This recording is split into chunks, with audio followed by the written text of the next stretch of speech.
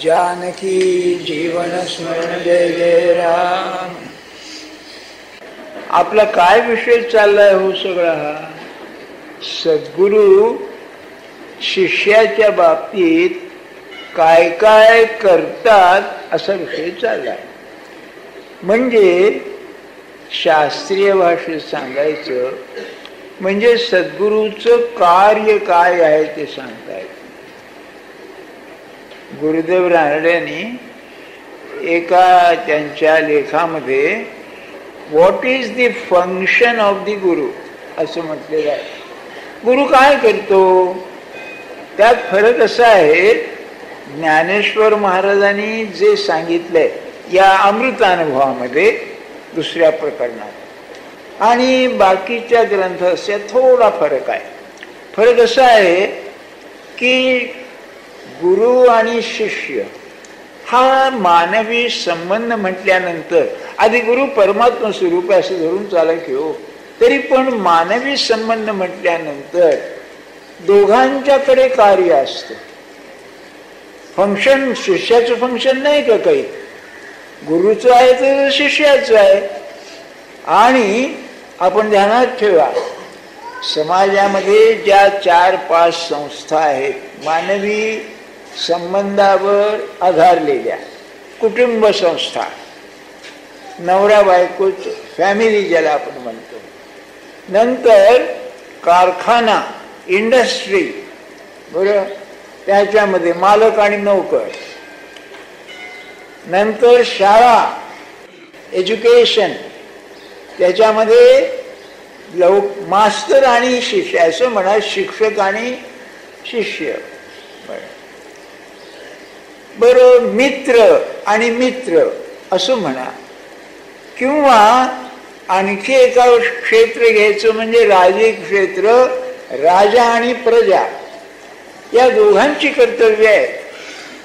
तुम्हाला माहिती आहे ना, इंग्लिशमध्ये एक म्हण आहे ती याचीच आहे, मला वाटतं हॅरॉल्ड लॅस्कीची असावे, त्याचं ग्रामर ऑफ पॉलिटिक्स म्हणून ग्रंथ आहे त्याच्यामध्ये, की the people get the government they deserve असं प्रसिद्ध आहे. म्हणजे तुम्हाला राजा कसा मिळतो, तुमची लायकी आहे तसा राजा मिळतो तुम्हाला, कारण तो टिकणारच नाही, नाही तर नाही का.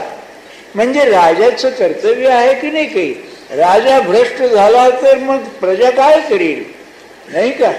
आणि अलीकडे आपला एक अतिशय मोठा प्रश्न, मोठी समस्या, मेजर प्रॉब्लेम हा आहे, तुमचं कोणतंही काम कोणत्याही खात्यात असो वजन ठेवल्याशिवाय होत नाही. काय ज्याला वजन नाही तो काय करील मला सांगा. काही वेळेला अतिशय त्रास होतो. हे सगळं मला हे काही सांगायचं नाही आहे.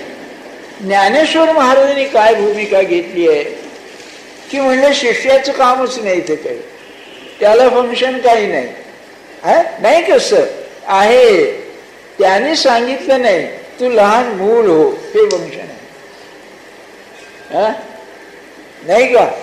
तू काही करू नकोस, पण काही करू नको हे करणं आहे, त्याच्या जवळ राहा, त्याला सोडू नकोस काही झालं तरी. आणि माझ्या मते बाकीचं काही करायला सांगितलं तर सोपं, हे सगळ्यात कठीण आहे. त्याच्या पदरी पडल्यानंतर स्वस्थ राहणं हे शिष्याचं काम आहे आणि ते अतिशय कठीण आहे. मी अतिशय शब्दावर भर देतो बरं का. असं कसं हो, मी स्वस्थ कसं राहू, मग तुला काहीतरी करायचंच आहे ना, मग भगवंताचं नाम घे. बर, ते स्वस्थ बसण्यापेक्षाही ते कठीण आहे आणखी.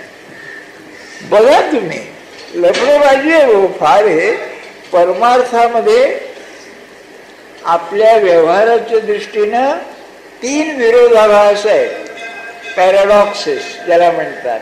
पहिला हा, त्याचं होऊन राहा. अरे त्याचं होऊन राहा म्हणजे काय, मी जे आपल्याला काळपरा सांगतोय की त्याचा माझ्याशी संबंध आल्यानंतर माझ्या अंतर्यामी तो शिरतच नाही, असं होतं. याला एक उत्तम उदाहरण सांगतो आपल्याला. आता बघा, आपल्या समाजामध्ये आपल्या म्हणजे सुशिक्षित समाजामध्ये काडीमोड पुष्कळ व्हायला लागलेली आहे. घटस्फोट बरं पुष्कळ होऊ लागलेले आहेत. याचं कारण काय आहे बघा, संबंधाची दृष्टी बदलली. भारतीय संस्कृतीमध्ये ही जी कुटुंब संस्था ही जगात सगळीकडेच आहे. तर यांच्यामध्ये त्याला धर्माची पार्श्वभूमी आहे. इथे हा धार्मिक संस्कार आहे. लग्न हा धार्मिक संस्कार आहे. आणि रोमन लॉ मध्ये आणि बाकी वेस्टर्न म्हणजे पाश्चात्य देशामध्ये तो की नाही कॉन्ट्रॅक्ट आहे. Marriage is a contract. बरं म्हणजे तो एक सौदा आहे एकमेकाविषयी. कॉन्ट्रॅक्ट म्हणल्यानंतर सगळंच बदललं एकदम. मग हे सगळं सांगायचं कारण असं, आपण गुरुशी कॉन्ट्रॅक्टही करीत नाही हा माझा आक्षेप आहे. हरकत नाही कॉन्ट्रॅक्ट असू दे, पण तुम्ही त्या कॉन्ट्रॅक्टच्या अटी ज्या आहेत त्या पाळल्या पाहिजेत की नाही, ते नाही आपण करीत. म्हणून हा सगळा प्रकार पाहून ज्ञानेश्वर महाराज म्हणाले काय हरकत नाही, तू नुसतं तोंडाने म्हण मी तुझा आहे, बाकी सगळं मी करतो. आता याच्या पुढे आणखी तुम्हाला काही पाहिजे का? अहो तडजोड करताना आपलं काही सोडायला पाहिजे ना. अहो किती खाली यायचं त्याने. म्हणून समर्थ म्हणाले साधक भावे नमस्कार घाली. एवढी त्यांनी अट ठेवली आहे, भावे नमस्कार घाली. त्याची चिंता साधूशी लागेल. अगदी ह्या शब्दामध्ये महाराजांनी सांगितलेलं आहे. महाराज म्हणाले खरं म्हणजे म्हणाले 24 तास नामस्मरण पाहिजे, ते काय होत नाही. निदान तुम्ही जागेपणी आहात तेवढं तरी करा, तेही होत नाही. निदान म्हणाले 1 तास तरी करा. प्रहर म्हणजे 3 आपलं प्रहर 3 तास, ते होत नाही. 1 तास तरी करा, तेही होत नाही. नियमानं 1 माळ करा, तेही होत नाही म्हणाले. मग एवढं करा, जन्माला आल्यासारखं सत्पुरुषाच्या पायावर एकदा डोकं ठेवा. याच्या पलीकडे काही आहे का? का तर तुम्हीच ते अशापैकी होते बघा. एक गृहस्थ होते, त्यांच्या घरी एक भटजी होते, ते पूजेला यायचे रोज. बरं का, बाई चांगल्या होत्या, कुलीन घराण्यातल्या वगैरे. तेव्हा भटजी भाऊ तुम्ही लग्न करा, आमचं करा. तर ते काय म्हणाले, तुम्हीच माझी बायको व्हा. बरं का, हे जसं तसं त्याने किती खाली यायचं, याला काही सेवा आहे का नाही? मग ती कृपा जी आहे ती कृपा पावसासारखी आहे, सूर्याच्या प्रकाशासारखी आहे. तुम्ही काय करताय ते पाहतच नाही. आणि याच्यामध्ये लौकिक गुरु आणि सद्गुरु यात फरक आहे. सद्गुरूला अपेक्षा नाही, तू काही कर अगर न कर. काय महाराजांचं दृष्टांत आहे बरं का. तुकाराम महाराजांचा तसाच आहे, सांगतो. तो म्हणाले पाऊस पडून गेल्यावर आपल्या पडण्याचा काय परिणाम झाला हे पाहायला तो येतो का? तसं सत्पुरुष हा संगत जातो. तुम्ही काय करताय ते पाहत नाही, तरी पण शेवटी त्यांना अपयश येतच. ते कसं, अगदी शेवटचा दिवस दुसऱ्या दिवशी महाराजांनी देह ठेवला, तेव्हा कीर्तन करताना शेवटचा अभंग म्हणाले, आजवरी तुम्हा सांगितली मात, नामाशिवाय काही करू नका. तुम्ही ऐकलं नाही, आता कुणी सांगणारा भेटणार नाही असं बोलले. बरं, भजनाचा शेवट राहिला, एक वेळा तरी राम बोला हे म्हणावं लागलं की तुम्ही ऐकलं नाही आजपर्यंत. काय तळमळ असेल मला सांगा. ती भूमिका घेऊन ज्ञानेश्वर महाराज सांगतायत. आणि तुकाराम बुवांचा अभंग असा या पावसाबद्दल, नाही विचारित मेह हगणदारी शेत, पडून जातो, काय व्हायचं असेल ते होईल. काय निष्काम कर्म आहे मला सांगा. यालाच कर्मसाम्य दशा म्हणतात. ही झाल्यानंतर असा शिष्य जो गुरुला भेटला, काय सांगायचं, रंगतच ते. म्हणजे अलीकडच्या काळामध्ये जेव्हा विवेकानंद पहिल्यांदा रामकृष्णांच्याकडे आले तेव्हा त्यांना आश्चर्य वाटलं. ते म्हणाले, कलकत्त्यासारख्या विषयी शहरात हा एवढा अधिकारी कसा जन्माला आला? आणि एखादी पतिव्रता जशी नवऱ्याची वाट पाहते तसे ते यांची वाट बघत असत. अहो असं आहे, इथे कायदा असा आहे की सत्पुरुषाला जो कोणी भेटला नाही शिष्य घेणारा, तर तो त्याला तयार करतो, त्याला आपलं ज्ञान देतो आणि मग देह सोडतो. त्याचा कायदा आहे. तर हा अनस भेटला, त्याची वाट पाहत असत. ते काय असेल मला सांगा. ती भूमिका ज्ञानेश्वर महाराजांची आहे. हे सांगायचं कारण काय? ऐकून आपण सोडून देऊ नये एवढाच हेतू आहे सांगण्याचं, बरं का? नाही काय उपद्व्याप आहे बघा हे ज्ञान सांगण्याचा. म्हणून त्यांनी आईची भूमिका घेतली आपल्याकडे. आता कालचा विषय असा आहे, त्याची कृपा काय करते? सूर्यासारखी आहे. तर अज्ञान म्हणाले कमी करते. माणसामध्ये ज्ञान आहेच. महाराज नेहमी म्हणायचे, तुम्हाला कळत नाही म्हणून मी सांगत नाही, तुम्हाला जे कळतं तसं वागा म्हणून सांगतो. अरे गुरुत्व घ्यायचं आपल्याकडे आणि हे बोलायचं म्हणजे किती विचित्र आहे. याचं कारण आहे, आपल्यामध्ये परमात्मा स्वरूप ज्ञानरूपानं आहेच. याचं एक उत्तम उदाहरण सांगतो. सॉक्रेटिस काय म्हणे, मी सुईणीचा धंदा करतो. सुईण, बरं का? त्याची आई सुईण होती. बरं, त्याच्या आईचं नाव फेनारेटी, एक ग्रीक नाव आहे. तेव्हा सुईण काय करते? पोर निर्माण करीत नाही, त्या बाईच्या पोटात असलेलं मूल सुरक्षितपणे बाहेर काढते. तो म्हणला मी तेच करतो. माणसाच्या अंतःकरणात जे भगवंताचं ज्ञान आहे ते मी सुरक्षितपणे बाहेर काढतो. म्हणून ती जशी देहाची सुईण होती तसं मी मनाची सुईण आहे. I am an intellectual midwife. मी माझ्या आईचा धंदाच पुढे करतोय म्हणाला, बरं का? तेव्हा आपल्याला ज्ञान तसं देण्याची जरूरच नाहीये. तुम्ही असे करा, समजा एखाद्या माणसाचं कुणी गेलेलं आहे, नवरा गेला, बायको गेले, मुलगा काहीतरी गेलाय आणि आपण त्याच्या समाचारला गेलो. इतक्यात एक साधा मनुष्य त्याचा ओळखीचा वगैरे कुणीतरी आला आणि त्याचं समाधान करू लागला. ते समाधान करताना आत्म्याचं अमरत्व जे तो बोलतो ते भगवद्गीता न वाचताना त्याच्या अंगी असतो.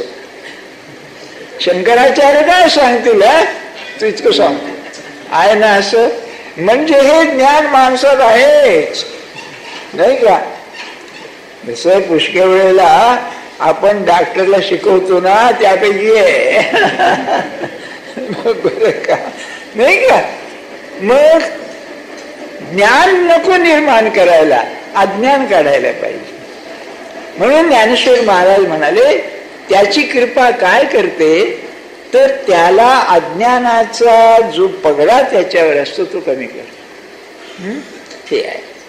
आज काय सांगतायत म्हणाले, तो सूर्य म्हणाले, बरं का? मग कालच्या ह्याच्यामध्ये तो सूर्य आहे, अज्ञानाचा अंधकार म्हणाले ते काढतो. त्यात सुद्धा एक खुबी आहे, बरं का? एक मला फार सुंदर गोष्ट आठवली. डॉक्टर फ्रॉइड म्हणून होतं, तुम्हाला पुष्कळांना माहिती आहे, मोठा मानसशास्त्रज्ञ. युरोपमध्ये 3,000 वर्षानंतर अरिस्टॉटल नंतर एवढा मानसशास्त्रज्ञ झाला नाही, बरं का? अरिस्टॉटल. तर तो 1880-85 साली एका गावामध्ये गेला. तो डॉक्टरच होता. एका खेडेगावात कुठेतरी गेला होता, हॉटेलमध्ये उतरला होता. तिथे नुकतं की नाही इलेक्ट्रिक लाईट आली होती. त्याने लावला. त्याला काही कल्पना नाही या नवीन याची. त्याने फुंकर घालून पाहिला, पुष्कळ हलवून पाहिला तर काय बंद होईन हो. रात्रभर तो बल्ब जळत राहिला.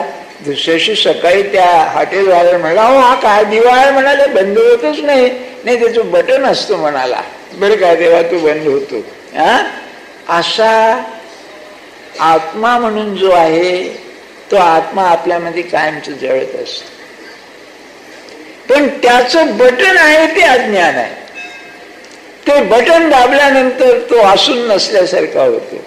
म्हणून माणसामध्ये तो आहेच, पण दुसराही कुणीतरी आहे तो त्याला झाकून टाकतो. त्याला वेदांतात आवरण असं म्हणतात. ते आवरण म्हणजे पांघरून. तेव्हा हळूहळू सत्पुरुषाच्या सहवासात त्याच्या शिकवण्यात आपलं आवरण कमी व्हायला लागतं.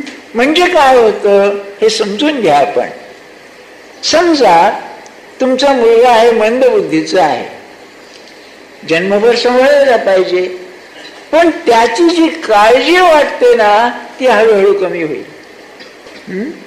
म्हणजे किंवा आपली मुलगी आहे, तिचं लग्न होत नाहीये, किंवा मुलगी लग्न झालंय, तिला त्रास आहे, या गोष्टी तशाच राहतील, पण त्याचं जे मनाला बोचतं ते कमी होईल. हे अज्ञान कमी होणं आहे. प्रसंगाने माणूस दुःखी आणि सुखी होतो. तो प्रसंग आला असताना सुद्धा सुखी आणि दुःखी न होणं हे अज्ञान कमी होणं आहे. तुम्ही समजून घ्या बुवा. सत्पुरुष काय करतो, आपल्या प्रपंचामध्ये जी अडचण आहे ती अडचण सोडवीत नाही, त्या अडचणीचं महत्व कमी करतो. त्या अडचणीमधून माझं जे मनस्वास्थ्य बिघडतं ते कमी करतो, माझे जे भ्रम असतात ते नाहीसे करतो. बरं का, सांगण्याचा हेतू काय हे काल सांगितलं. आज त्यांनी काय दुसरी कल्पना घडवली आहे. सत्पुरुषाच्या सहवासात किंवा सद्गुरूच्या सान्निध्यात माणसाचं मन निर्मळ होतं असं म्हणतात. निर्मळ करण्यामध्ये कोण शक्त आहे, म्हणजे जगामध्ये असे कोणते पदार्थ आहे की जे माणसाला निर्मळ करतात? दोन आहेत, एक अग्नी आणि दुसरं पाणी. आपल्याला माहिती आहे पाण्याने का आपण हात धुतो. एक गंमत आहे बरं का, एक रोग आहे मनाचा रोग, त्याला कंपल्शन म्हणतात. कंपल्शन म्हणजे जबरदस्ती करणे होय ना, कंपल्शन. तर काय असतं, एक उदाहरण सांगतो. एक बाई होती, MA झालेली, संस्कृतची MA झालेली बाई. तिला स्वच्छतेचा हा रोग झाला होता. जरा काही झाले की हात स्वच्छ धुवायचे, जरा काही झाले की हात स्वच्छ द्यायचे. याला कंपल्शन असं म्हणतात. बरं का. आता बघा, मला काय म्हणायचं आहे, तिला असं विचारलं तुला काय होतं? नाही म्हणजे इतकी अस्वस्थता येते की माझा हात याला हात लागलाय, त्याला हात लागलाय, स्वच्छता पाहिजे. बरोबर. काही बायकांना सुद्धा हे जलचंड असताना रोज फ्लोअर धुवा. बरं का. नाही नौकर ठेवतात त्याकरता रोज ते जमीन धुतली पाहिजे, हे केलं पाहिजे. तर काय झालं, एक बाई ती घेऊन धुवून गेली, पुसून गेली, ते थोडं पाणी राहिलं, पाय घसरून पडले, कमरेचं हाड मोडलं, एवढं झालं मात्र. काही लोक खरं, काही बायकांना स्वच्छतेचं इतकं बंड असतं, त्या नवऱ्याच्या नाकात दम येतो हो घरात राहायचं म्हणजे. त्या नाही का, कंपल्शन असते. असं कंपल्शन आपल्याला आपल्या मनाबद्दल होणं, निर्माण करणं हे सद्गुरूचं काम आहे. की हा दोष माझ्यामध्ये आहे, निघाला पाहिजे, निघाला पाहिजे. आणि ही अवस्था तुकाराम महाराजांच्या एका अभंगामध्ये फार अप्रतिम आहे. माझे मज करू येती अवगुण, काय करू मन अनावर. पुष्कळ वेळा मी म्हणतो कोणाशी बोलू नये बाबा, बडबड करू नये, पण मी बडबड करतो. काय काय होतं कोणाशी अशा वेळा? कंपल्शन माणसाला होतं. बरं का. एक गंमत सांगतो आपल्याला. आचार्य आत्र्यांच्या ह्याच्यात आहे, ते एका याला होते, सभेला अध्यक्ष होते. आणि अशोक मेहता म्हणून हा एक होता समाजवादी, तुम्हाला ऐकून ठेवत असेल, राजकारणात होता. त्याला काहीतरी व्याख्यानाला बोलावतं म्हणून तो बसला होता. तो दाढी वाढवलेली होती त्याने, बरं का. तो सारखा की नाही दाढीचे केस गोंद धरायचा आणि उपटून काढायचा, बरं का. तेव्हा आचार्याने त्याला काय विचारलं, अरे तू सारखा ते दाढीला काय करतोयस? तो म्हणला, मला कंपल्शन आहे, मी स्वस्त बसलो की दाढीचे केस सोडतो म्हणून, बरं का. तुम्हा मला दाढी वाढवण्याचं प्रसंग नाही, ते सोडून द्या. कसं कंपल्शन असतं, त्याला चैनच पडायचं नाही. तसं आपल्या दोषाबद्दल आपल्याला कंपल्शन होणं, हे काढणं, हे सत्पुरुषाचं काम. हे एक होणं, बरं का. तुम्ही संतांच्याकडे गेल्यानंतर, त्याचा सहवास केल्यावर तुम्हाला जर असं वाटलं हा दोष वाईट आहे, निघाला पाहिजे, निघाला पाहिजे, असं जर आतून कंपल्शन आलं, जबरदस्ती आली की समजा कृपा झाली त्याची. म्हणून त्याला त्यांनी सलील म्हणलं, म्हणजे पाणी. तर पाणी म्हणजे इथे भावना. ती भावना अशी झाली पाहिजे की नको मला, हा दोष नको मला, बरं. आणि हे सत्पुरुषाचं खरं कार्य आहे. आपलं अंतरंग गंगेसारखं निर्मळ व्हावं. चित्त जैसे गंगाजळ, सर्वांगी निर्मळ चित्त जैसे गंगाजळ, हे होणं हे ते कारण आहे. बर, पाण्याने स्वच्छ केल्यावर काय होतं? माणूस पवित्र होतो. स्वच्छता हे एक पावित्र्याचं लक्षण आहे. मनाने पवित्र होणं.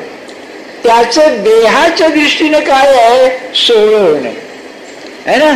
आपण सोहळं पाळतो. अलीकडे आता ती कल्पना सुद्धा सांगावी लागेल, सोहळं म्हणजे काय ते, बरं का.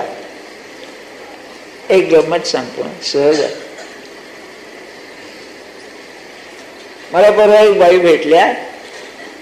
त्यांच्या मुलाने एका निराळ्या जातीच्या मुलीशी लग्न केलंय. तर त्या मुलीला अतिशय सज्जन चांगली मुलगी आहे. तिला की नाही हे पाळीच्या दिवसामध्ये पवित्र पण ठेवावं ही कल्पनाच नाही त्यांना नाही, त्यात काही दोष नाही. तर त्या बाईने त्यांच्या गुरुची पुण्यतिथी असताना सकाळी उठून नीट सोहळ्याने स्वयंपाक केला. ही मुलगी 7 वाजता उठून आल्यावर भांडी उघडून आज काय केलं म्हणून पाहायला लागली. मिठाशी बाई, बरं का. आता ती म्हणजे काय करतेस तू?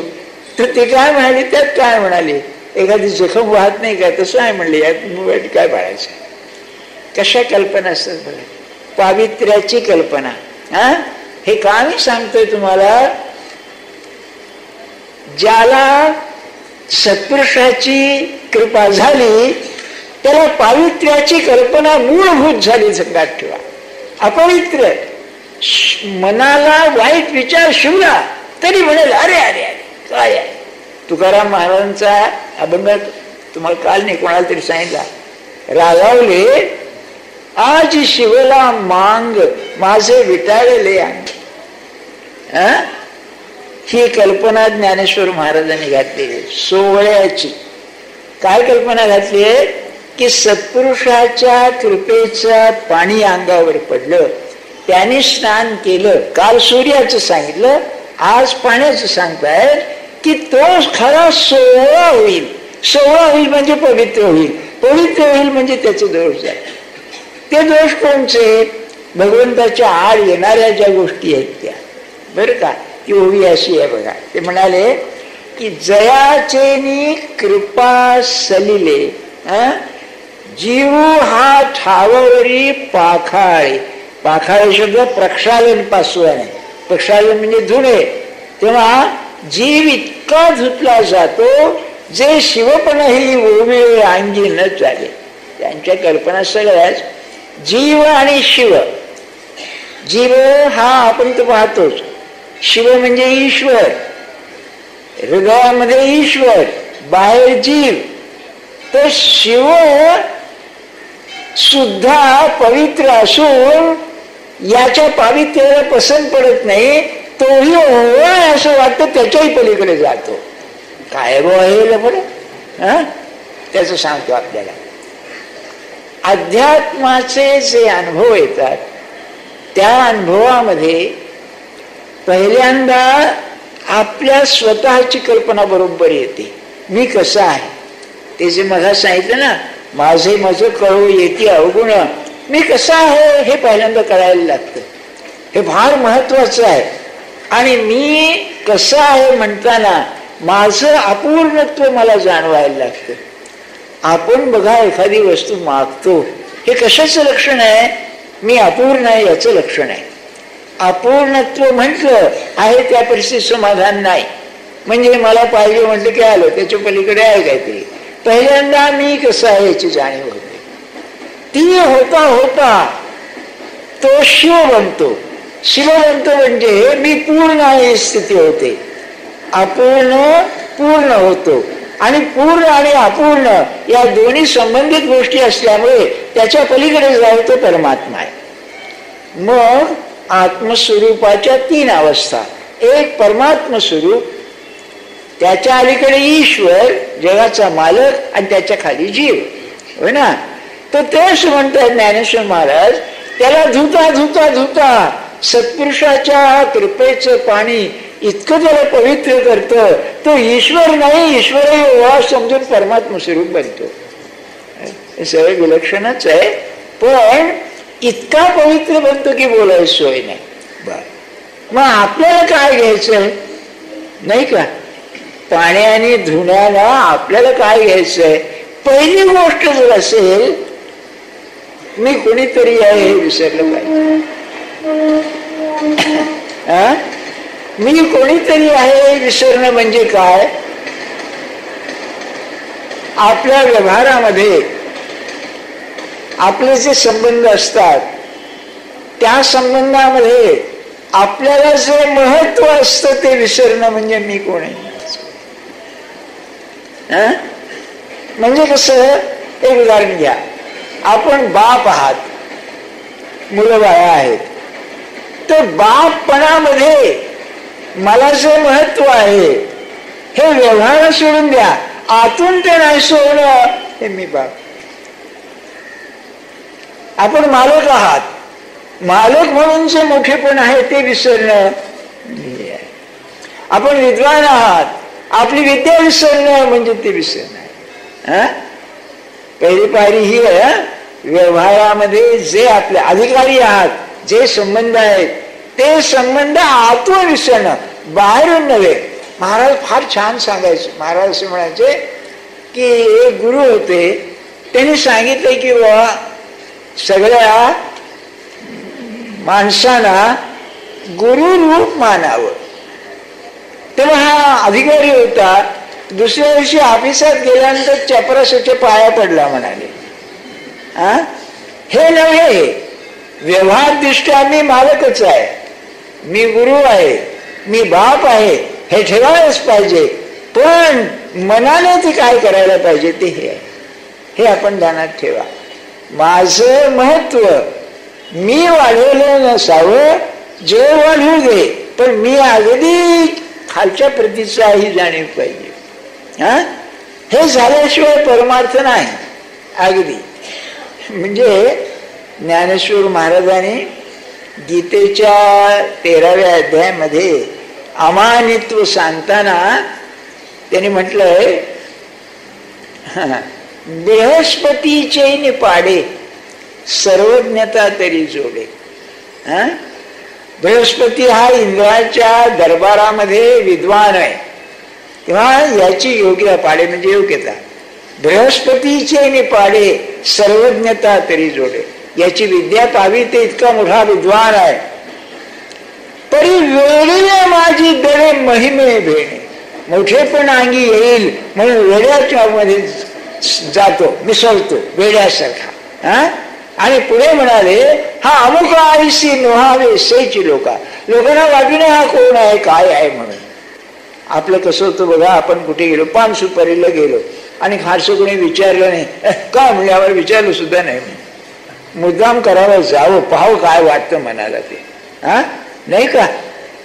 माझ्या म्हणण्याचा हेतू काय, आपल्याला परमार्थामध्ये अंतरंगामध्ये बदल असल्यामुळे हे सगळं होत असताना आतमध्ये माझी वृत्ती कशी राहील हे पाहिलं पाहिजे. म्हणून ज्ञानेश्वर महाराज जेव्हा ते सोवळे पण म्हणतायत, ते सोवळे पण 3 तऱ्हेच आहे. पहिलं असेल तर माझा अहंकार कमी झाला पाहिजे, ते जे मी सांगतोय आता महत्व. दुसरं असेल तर माझे विकार मला शुभता कामाचे नाही.